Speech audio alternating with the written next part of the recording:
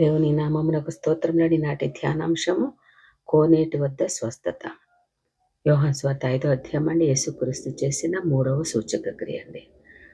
ఈ దినమున 2వ భాగంగా తనను స్వస్థపరిచింది యేసు అని ఆ మనిషి మత నాయకులకు చెప్పినది భయము వలన మనకు తెలియదు. ఏది ఏమైనా పెద్దలు అతన్ని వదిలి యేసుపై దృష్టి సారించారు.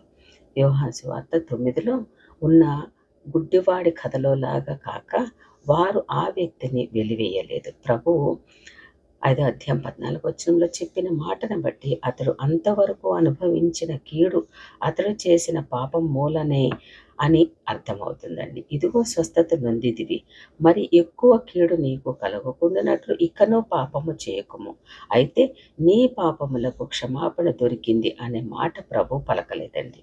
మార్కు సువార్త 2వ అధ్యాయం 1-12 వచనములలో ఆయన స్వస్థత కోరి వచ్చిన వాడితో ఆ మాటలు నేరుగా అన్నాడు.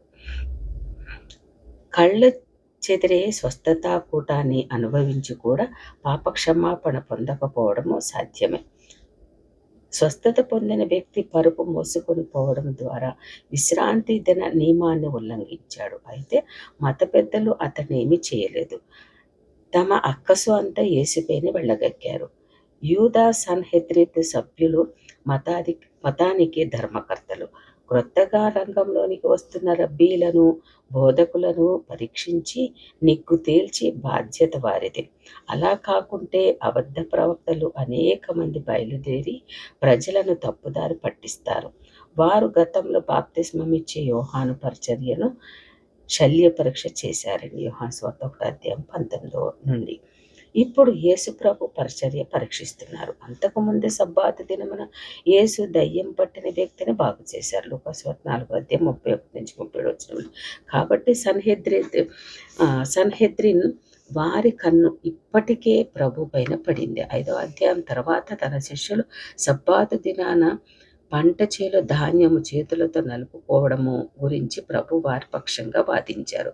మత్తయి సువార్త 12వ అధ్యాయం 1-9 వచనంలో ఎండిపోయిన చేయగలవాడిని సబ్బాతు దినమున బాగు చేశారు. మత్తయి సువార్త 12వ అధ్యాయం 9-14 వచనంలో కావాలని చట్టబద్ధమైన సాంప్రదాయాల ఊబిలో కూరుకుపోయి ఉన్న శాస్త్రులను, పరిసయ్యులను ఆయన సవాలు చేస్తున్నారు. విశ్రాంతి దినం అనేది దేవుడు మానవునికి అనుగ్రహించిన మంచి బహుమతి.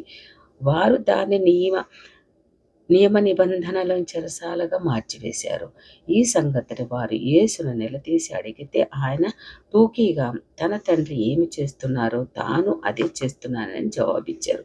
దేవుని సబ్బాతు విశ్రాంతి మానవ పాపం మూలంగా భంగమైంది. ఇప్పటి నుండి పతనమైన మానవులను దేవుడు అన్వేషిస్తూ చేరతీస్తూ వారిని రక్షిస్తూ ఉన్నారు. అయితే యూదులు సాధారణంగా అనే రీతిగా మన తండ్రి అని కాక నా తండ్రి అనే మాట ప్రభు వాడడం యూదులకు అభ్యంతర కారణమైందండి. ఆయన అలా అనడము తనను దేవునితో సమానం చేసుకోవడం అని లెక్కలోనికి వచ్చిందట. ఆ మత పెద్దలు తక్షణమే ఆయన మాటల వెనుక అంతరార్థాన్ని పసిగట్టారండి.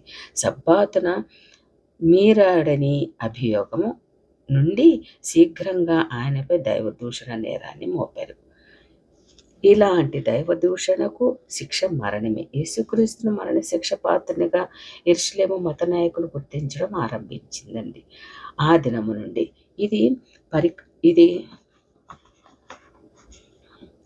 ఇది పరాకాష్ఠకు చేరుకొని గొల్గొతా వద్ద ఆయన మరణానికి దారితీసింది. ఆ రోజు తర్వాత మత పెద్దలు ఎక్కడ వీలైతే అక్కడ ఆయనను ఎదురిస్తూ ఆయనను ఎలాగైనా సంహరించాలనే తమ ఆలోచనలను ముమ్మరం చేశారు. యోహాను సువార్త 7వ అధ్యాయం 17-32 వచనంలో, 8వ అధ్యాయము 37-59 వచనంలో నిర్హేతుకంగా వారు ఆయనను ద్వేషించారని యోహాను సువార్త 15వ అధ్యాయము 18-25 వచనంలో ఉందండి. ఆయన నిస్సహాయుల కొరకు, నిరుపేదల కొరకు చేసిన సత్క్రియలను వారు లెక్కించక ఆయనను రూపమాపే వరకు విశ్రమించరాదని కంకణం కట్టుకున్నారు. యేసు దేవుడు కనుకనే తనను దేవునితో సమానం చేసుకున్నారు. యోహాను సువార్తలోని ముఖ్యాంశం ఇదే కదండి. తన గురించి ఆయన చెప్పుకున్న మాటలను తప్పు అని యూదులు నిరూపించలేకపోయారు. అందుకనే ఆయన్నే లేకుండా చేసే ఆ సమస్యను వదిలించుకుందామని ఆలోచిస్తున్నారండి. అయితే శిలువ మరణంలోను పునరుద్ధానంలోను కూడా ప్రభు తన దైవత్వాన్ని నిరూపించుకొని శత్రువు తనపైకి ఎక్కిపెట్టిన ఆయుధాలను తనకే అనుకూలంగా మలుచుకున్నారండి. యోహాను సువార్త 5వ అధ్యాయం 17వ వచనంలో ఒక గంభీర సత్యం కనిపిస్తుందండి. తండ్రి ఏ కార్యములైతే సహజంగా నెమ్మదిగా జరిగిస్తున్నారో వాటిని యేసు కనురెప్పపాటులో జరిగించారు. ఇదే అద్భుతం అండి. విరిగి నలిగిన శరీరాలను తండ్రి క్రమేపీ ఆరోగ్యం ఇవ్వడం ద్వారా బాగు చేస్తున్నారు. యేసైతే ఒక్క క్షణంలో స్వస్థపరుస్తున్నారు. విత్తనాలు చల్లడము, పంట కోసుకోవడము, ధాన్యాన్ని పిండి చేసి రొట్టె చేసుకోవడము ద్వారా ప్రకృతిలో ఆహార పదార్థాలు కొద్దిపాటి విత్తనముల నుండి పెద్ద మొత్తంలోనికి మార్పు చెందుతూ ఉన్నాయండి. ప్రభువు తన చేతులతో ఒక్క మాట ద్వారా ఆ విధముగా ఆహారాన్ని అనేక రెట్లు పెరిగేలా చేశారు కదండి. వారి నేరారోపణకు జవాబుగా యేసు తన కుమారత్వాన్ని ప్రకటించుకుంటూ 3 సంగతులు వివరించారు. 1, తనని తాను దేవునితో సమానం చేసుకున్నారని 5వ అధ్యాయం 19-23 వచనంలండి. రెండవదిగా చెనిపోయిన వారికి జీవము ఇవ్వగలిగారని 5వ అధ్యాయం 24-29 వచనంలండి. మూడవదిగా తాను దేవుణ్ణి చెప్పుకుంటున్న దానికి సాక్షులుగా ముగ్గురిని ప్రస్తావించారు. 5వ అధ్యాయం యోహాను సువార్త 5వ అధ్యాయం 30-47 వచనంలండి. రెండవ భాగముగా కొద్ది మాటలు దేవుడు నేర్పించేందుకు వేలాది స్తోత్రములండి. మూడవ భాగముగా రేపటి దినమున దేవుడు మనకి ఇంకా కొన్ని ఆధ్యాత్మికమైన వాక్యము తెలియజేయును గాక. ఆమేన్.